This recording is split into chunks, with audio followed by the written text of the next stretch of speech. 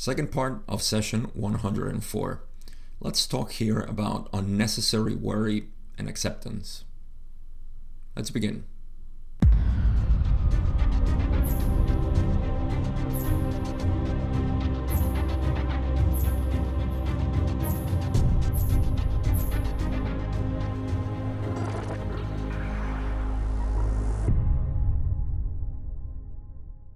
In the last episode, the first part of this session, we cover, of course, personal material, and then the conversation went into advice for their cat, Gandalf, which was already pretty old and was entering its final months of life. And so some of the questions went into that, and we're going to just finish that. This is probably going to be a very short episode as we just covered the conversation between Don and Ra. There's very little material that we can extract here other than, again, Don's worry about the cat, which obviously has a very moving element to it, but it highlights how much we can worry about something that sometimes we just have to let go. And at the end, just a curious thing, but Ra doesn't seem to be interested in elaborating too much here, but again, that's what they were open to, and Don was asking the questions, so that's what we have. So again, we're going to talk about Gandalf the cat here, and just as a refresher, the cat, as one of its let's say consequences of being old, had what I believe was a cataract in both eyes, maybe, so his eyesight was not really good, and due to that, I guess he wasn't able to move as much as it used to be before, and so Don was concerned, questions about all of this, and Ra mentioned that there are some drops that they could use, and they had to find the appropriate doctor or vet that could prescribe that. But it wasn't the best solution. Ra said that it was, in essence, more harm to give the drops or put the drops in the cat's eyes than to just let him be and not be able to see well. So just allow him to just be the way it was happening to him. So we're gonna pick up with the following question, which is the one that we left off. And this is question 14. Don says, could we administer the drops you spoke of that would help his eyesight so that he wouldn't find he pauses and then continues, so that he wouldn't be confined? Is there any way that we could do that? And Ra says, it is unlikely that administering the drops that way. And Don says, there's nothing that we can do. Is there any other possibility of using any techniques to help his eyesight? And Ra says, no. Then Don says, is this loss of eyesight, what is the metaphysical reason for the loss of the eyesight? What brought it about? Ra says, in this case, the metaphysical component is tiny. This is the condign catalyst of old age. I think condign means benign. I only know this because I read it here in the, appropriate or worthy is what condign means. So I mean, on the one side, again, I said this in the last episode, we can see the care and the love that Don had for the cat, and that's just how we are with our pets. We want to do everything for them. And at the same time, we begin to see how much of too much worry is to have, on something that's happening. And I often find that the rebuttal to this sometimes, and our minds are designed this way, to a degree, is to say, well, if I just accept it, then I'm just not doing enough. I'm not being caring enough. We can be hard on ourselves for not caring too much. And so I guess we all have to find a balance there and see how much do we care that is enough to the point that it starts to take away from our harmony, take away from even, like in this case, trying to give something to the cat that would, to us, make him feel better, and in reality it won't. It would actually worsen its own experience. So that's the kind of thing that I'm talking about here. Of course, we cannot help but care for our pets, but at the same time we need to find how much is too much for ourselves to be worried, and also that we can be subjecting them to experiences that it's probably not the best. And we have done this with other humans, of course. We do this with other humans. So this extrapolates to our relationships with everybody too. How much do we care to the point in which it's affecting us? And you would be surprised on the subtlest ways in which we do this. So it's a matter of paying attention of, why do I feel this emotion? And sometimes we notice that, it's because I want them, or him or her, to understand this, to see this. That's something that I can see in my own experience. I've seen in my own way of communicating with friends or family or somebody that I care, that I want them to know, I want them to understand what I have to say. And I find a little bit of too much worry in myself, and then I say, why do I care so much? You see, caring is one thing, caring too much is where it starts to get a little unstable.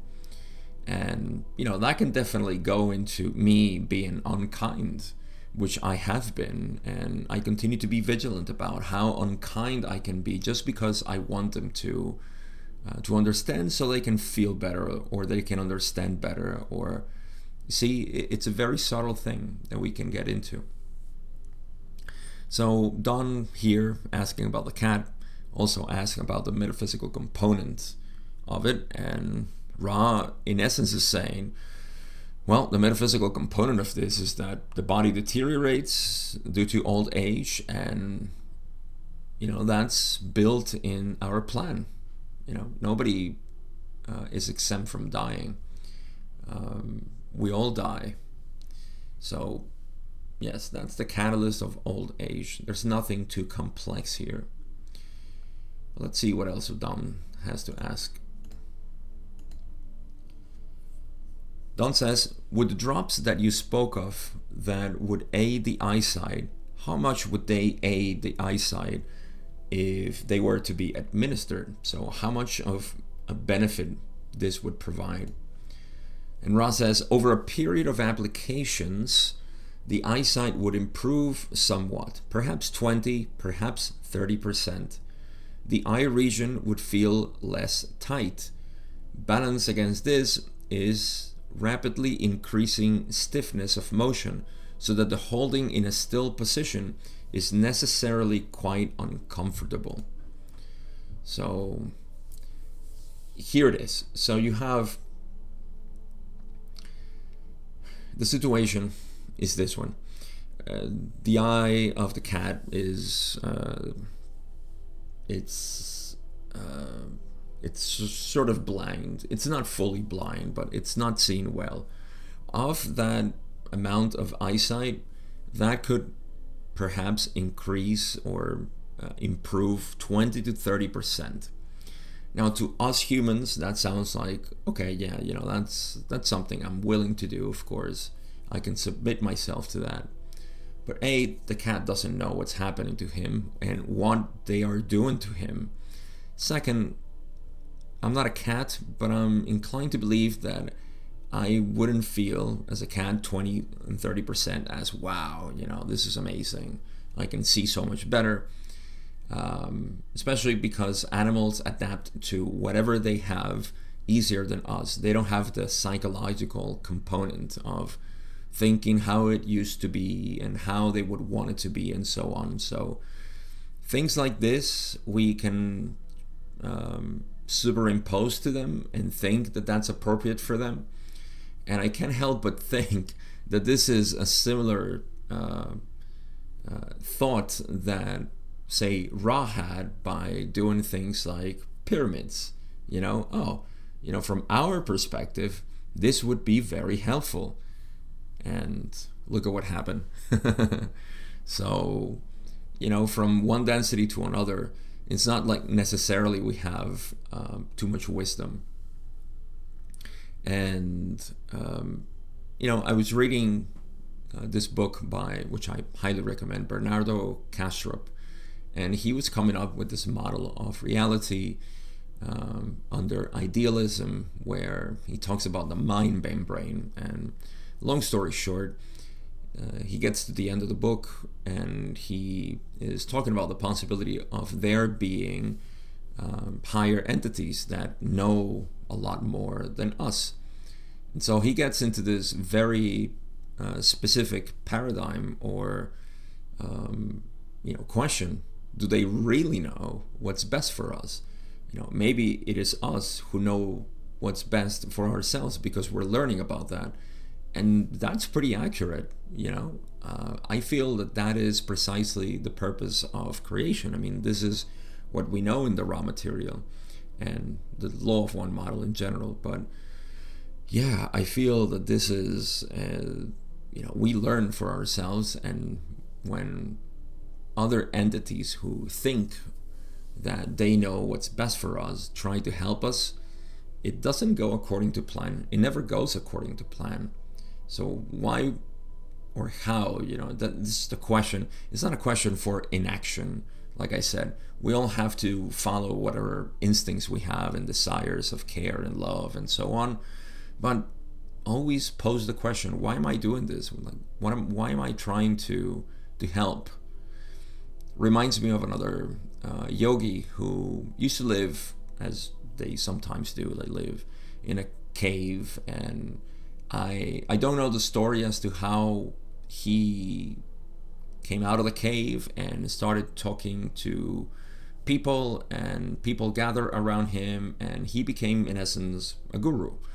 And later in his life, or maybe years after, I don't know the exact time frame, he says that the worst thing that he did was to come out of that cave.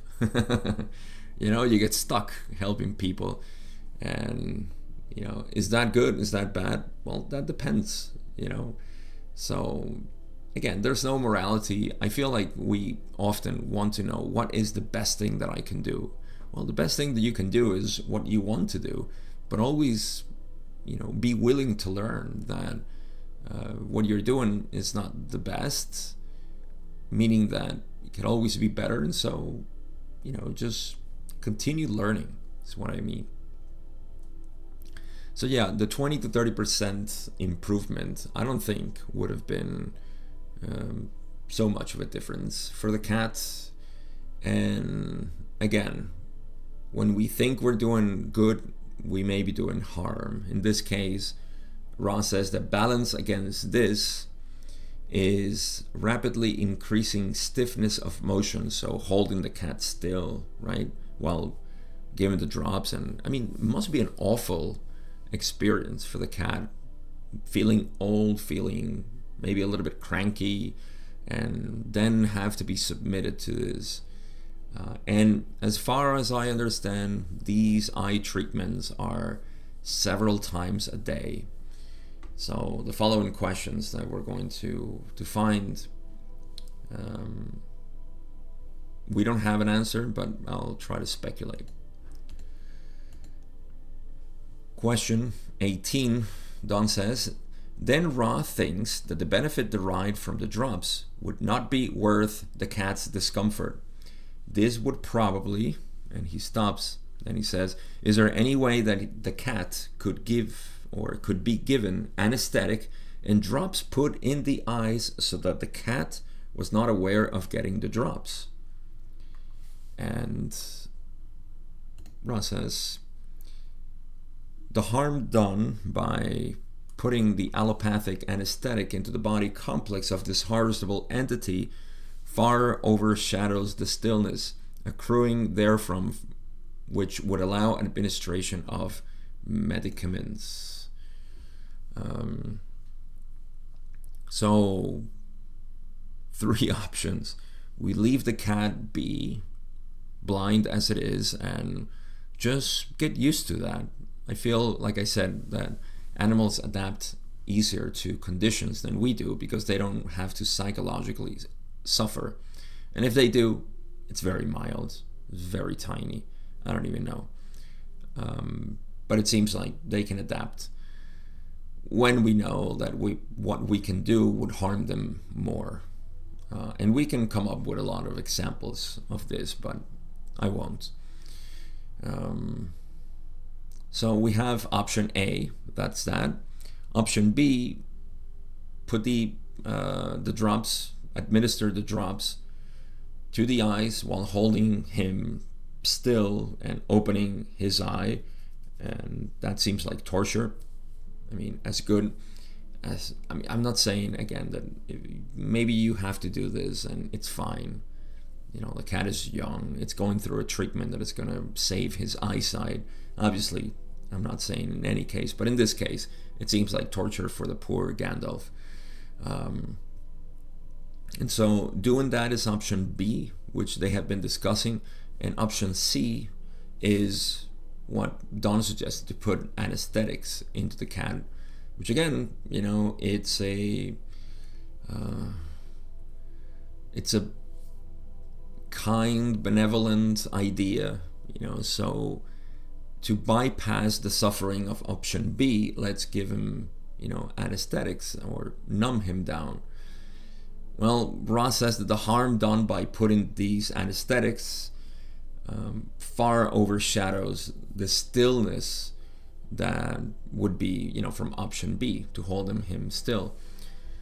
So again, you know, sometimes the things that we believe that are more beneficial for somebody else end up being a lot more harmful in many ways. So it's something to consider. You know, it's about what sort of ethical behavior do we think is more appropriate, and learning from them, I guess. That's how I see it anyway. Question 19, Don says, I'm sorry to belabor this subject so much, but I was really hoping to come up with some way of helping Gandalf. I assume then that Ra has suggested that we just leave things as they are. How many applications of drops would be necessary to get some help for the eyes, roughly? And Ra says approximately 40 to 60. Even Don says 40 to 6. What? Each day, once a day, or something like that? Ra says, please expel breath over this instrument's breast. And this was done as directed. Then Don says, is that satisfactory? Ra says, yes. And Don says, I had asked if the drops should be administered once per diurnal period. Is that correct? And Ra says, this depends upon the allopathic physician from whom you receive them. So, again, this just to put more into context, 40 to 60 drops. Let's just say it's a day. It doesn't seem reasonable that you would put 40 to 60, you would drown on 40 to 60 drops. Your eyes would drown, especially a cat's eye. So my guess is that this was distributed over, you know, at least at least 3 times a day, maybe even more. But that's the standard, isn't it? I mean, let me give you some historical evidence about this. When I got surgery on my eye, again, if you didn't catch it, I mentioned it in the last episode. I had a trauma when I was a child. I actually have a picture still somewhere where I have my eye patch. I was 3 years old, and I had a trauma with a nail on the wall, and I almost lost my eye. And as a result, I have poor vision, which is just the damage that the eye sustained. But I also developed a cataract, which is just traumatic cataract. And when I was 18 or so, I got it extracted and replaced with artificial lens, because cataract is just the darkening of, I believe it's called the crystalline in English. I know in Spanish it is. So it's a sort of membrane or sac that has a liquid, and it's supposed to be clear. So that got replaced, and after that, I believe it was after that, and then I had some other laser surgery to see if it could improve the eyesight. The whole point is that I remember putting drops in my eyes every 30 minutes. There was a point, as soon as I got out of surgery, I had 4 different types of drops. It was every 2 hours each, so it was a half hour. Every half hour I had to put a drop in my eye. This was 2000, year 2000. Maybe now it's different. I don't know how it is, but this is 18 years after this channel material, so I don't know. I honestly don't know how often it must have been, but at least 3 times a day seems reasonable. That's a lot of drops. So you can imagine poor Gandalf just every couple of hours just being, submitted to this torture just so he can improve 20 to 30%. All right, I think I'm beating a dead horse here, but you get the point. So yes, that's what the situation was. So in the next question, we're going to find the excessive worry from Don and Ra's answer. Don says in question 23, what is the name of the drops? And Ra says, we have a difficulty, therefore we shall refrain from answering this query. What difficulty was that? And then Don says, I am sorry to belabor this point. I am very concerned about the cat, and I understand that Ra recommend we don't use it. And he stops and says, use the drops and we won't. I just wanted to know what it was we weren't doing that would help the eyesight. I apologize for belaboring this point. I'll close just by asking Ra if you have any further recommendation that you could make with respect to this animal, this cat. Ra says, as always and as usual, rejoice in its companionship. I believe I said this also in my last episode, where we talked about the beginning of this conversation and the importance of lending a joyful attitude, to those who we cannot help directly or more intensely, I guess. That's all we can do, right? Rejoice in their companionship. Notice that we care about them, right? That's the initial thing. When we can do more, that's it. That's all we can do. That's all we can do. But the care and the love that we have for them, that's always there, and it manifests in so many different ways. So 40 to 60 drops, better to give 40 to 60 hugs. That's a lot more. Or pets or petting, whatever, just 40 to 60 appreciations of of its existence, of its life, of love. Just, yes, sharing that love. So, again, this is not a way to criticize the fact that we all care for our pets and others, and say it's not okay to care. We shouldn't care. We should just let things happen. This is a very new agey, non-dual approach to life. Everything is, so we have to do nothing. The separate self becomes effortless. The separate self becomes a sort of crystalline separate self. Oh, I don't do anything. I, the self, don't do anything.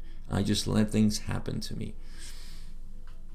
And that's not what I'm trying to say. It's just, again, noticing that it's impossible not to care, and at the same time it's also almost impossible to help. Ross said this, actually. You think I'm making things up, but there's a part where they say, I'm not going to look it up, but there's a part where they say, like, exactly what I said, like the total impulse to teach and the almost impossibility to do so, something like that. I forget. I'm paraphrasing horribly, but it's true. Like, we think we can help. We don't. All we're doing is showing that we care. But we have to be vigilant, because, like in this case, and it's a very mild, very moving example of Don, but you can see that it's going into caring too much, and as I mentioned in the last episode, we can get to the points of just, we have to keep him alive, like that's the purpose. We have to show that we care, we have to keep them alive for as long as possible. Again, you see my point here. We obviously want to keep pets and people alive. That's a normal thing. But how much is too much? When is it time to pull the plugs? Sounds horrible, but it's the truth. When do we let them go? When do we accept their destiny? And in a way, I was involved in this. I've mentioned it several times, but to me it's been one of the most beautiful catalysts that I've ever experienced. And with my mother, I had to do just that. I had to accept her decision, and I did it without blinking. For the first time, I realized that she was saying no to the medical authorities and saying, quietly, implicitly, she said, it's time to go. And, I was the first one to nod and say, I'm getting you out of here. And I did. And so I know how much we can care, how much, that it's like two forces get there, and you feel how much you care, and in the other one, you feel how much you accept, what they're going through and what they want. So it's catalyst. How are you going to react? There is no set, the logos didn't set this up to say, okay, here in the archetypical mind, you're going to find the right answer to everything. That's not how it works. You're the one making the decision. So, yes. Okay. Like Don said, I'm sorry to belabor on this point so much. Let's move to the next question. Coming out of, and the final question that we have actually, before closing. Don says in question 25, he sighs, and then says, when we got our introduction back from our publisher to the book, which was originally called The Law of One in the introduction, Carla had been speaking of reincarnation, and there was a sentence added. It said, for although originally part of Jesus' teachings, they were censored from all subsequent editions by the Empress. Would Ra please comment on the source of that being placed in our introduction. Ra says, this follows the way of subjectively interesting happenings, conditions, circumstances, or coincidences. We would suggest one more full query at this time. So this is something that happened, apparently, that they sent this written material, not only Law of One, but also the introduction. And this phrase appeared in the introduction. And when they checked, they said, well, nobody wrote that. Why is that there? And so Don was interested. Why, or what's the source of this? And Ra says, well, synchronicities, man. Things happen. That's, in essence, what they said. Subjectively interesting happenings, conditions, circumstances, or coincidences. Again, I don't know where that came from. What was the whole point? I'm not even sure what it meant for them, and there's no commentary other than Jim saying that this happened as they sent it and received it back from the Dunning Company, I think it was, their publishers. So yeah, that's in essence all I have. Let's go to the last question or closing from Ra. Don asks, prior to the veiling process, there was, I am assuming, no archetypical plan for the evolutionary process. It was totally left up to the free will of the mind-body spirits to evolve in any way that they desired. Is this correct? And Ra says, no. I am Ra. We leave you in appreciation of the circumstances of the great illusion in which you now choose to play the pipe and timbrel and move in rhythm. We are also players upon a stage. The stage changes. The axe rings down. The lights come up once again. And throughout the grand illusion and the following, there is the undergirding majesty of the one infinite creator. All is well. Nothing is lost. Go forth rejoicing in the love and the light, the peace and the power of the one infinite creator. I am Ra, Adonai. Wow. That's a way to exit, right? I don't even think they said, hey, last question. They just, made a closing with a flourish. And they just simply said no to Don's question about the archetypical mind. Again, I'm not sure what the angle of this question was from Don when prior to the veiling, there was an archetypical mind. He says prior to the veiling process, there was no archetypical plan for the evolutionary process.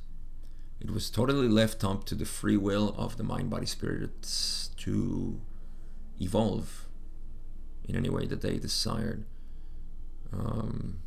As far as I understand it, no, there is a progression depending on how separated you are, right? From third density, you have to go to fourth and so on. So that's the plan, right? And the archetypical mind was basic, but it was still there. There was a structure of mind, body, spirit, and that mind, body, spirit was broken down into matrix, potentiator, right? Matrix, potentiator, and significator.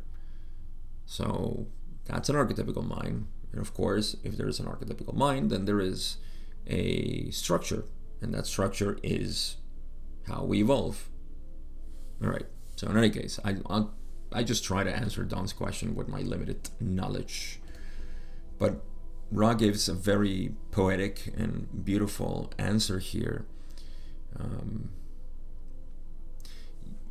We may be inclined to say, oh, Ra didn't answer this question. How beautiful it would have been that they answer specifically, how was the archetypical mind prior to the veiling and the evolution. There's a beautiful question there that Ra didn't answer. Well, I prefer this actually, because when you read it, you see that they're saying, we leave you, okay, in appreciation. So in essence, we're putting you in this appreciation of the circumstances of this great illusion in which you, in essence, decide to play music and dance.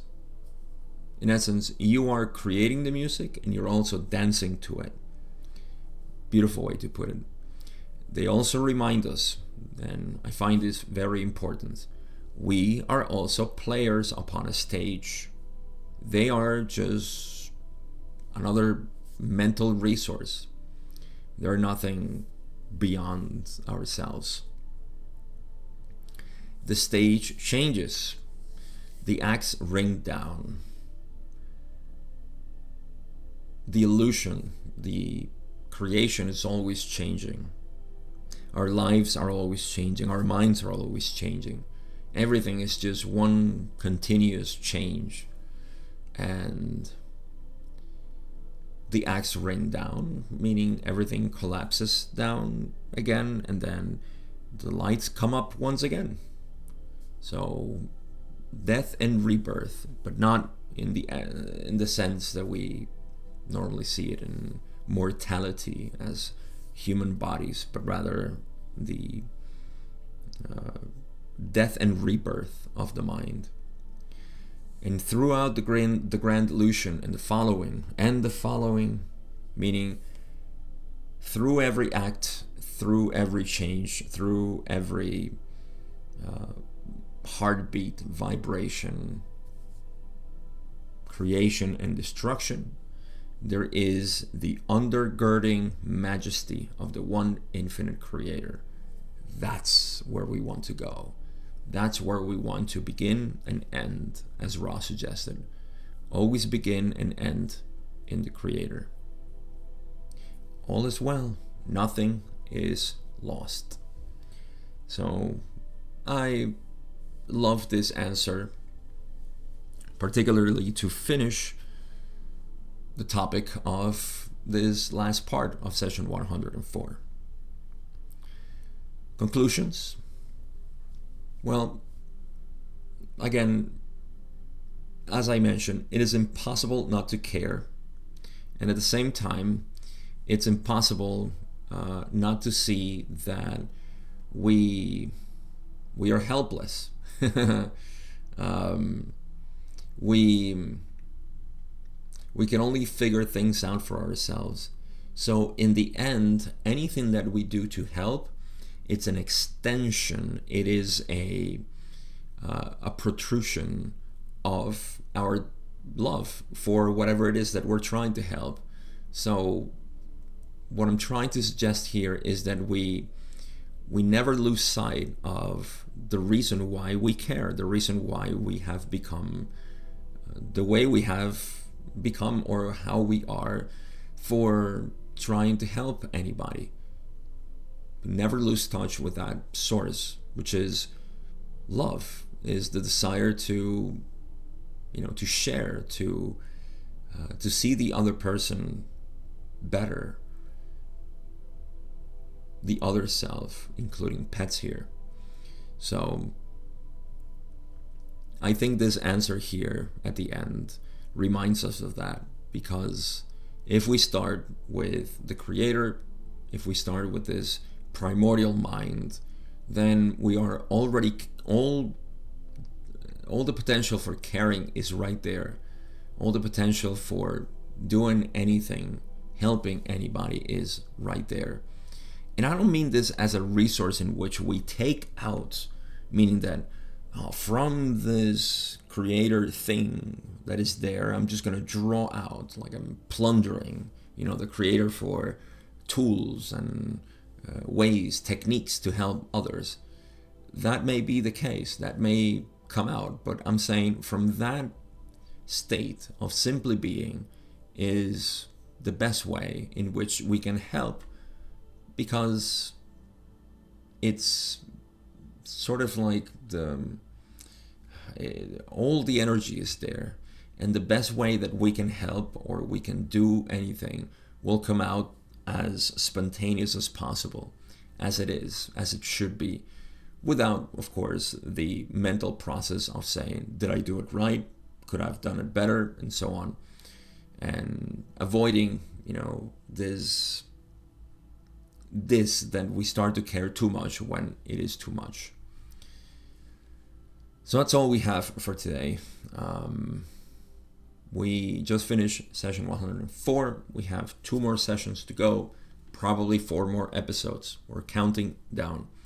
I'm not sure what the material is in session 105, probably having to do with their situation, moving, Carla's energy, sickness, and all that. I'm guessing. I don't know. I don't remember. But it's all personal material at this point, as we know, and we have 2 more sessions for that. Here's where I say thank you for following me for the past 40 minutes or so, and to say that I appreciate you. If you want to get involved with what we're doing with our weekly meditations, check the Telegram channel that we have, always in the description. You can find it. And if you want to know more about what else I do, go check in the description as well, my course and my Instagram, where I'm active, posting a lot of this path information, my teaching in general. And with that, we come to the end of this episode, the end of session 104. Have a good day or good night, whatever you are, and stay safe. I'll see you in session 105.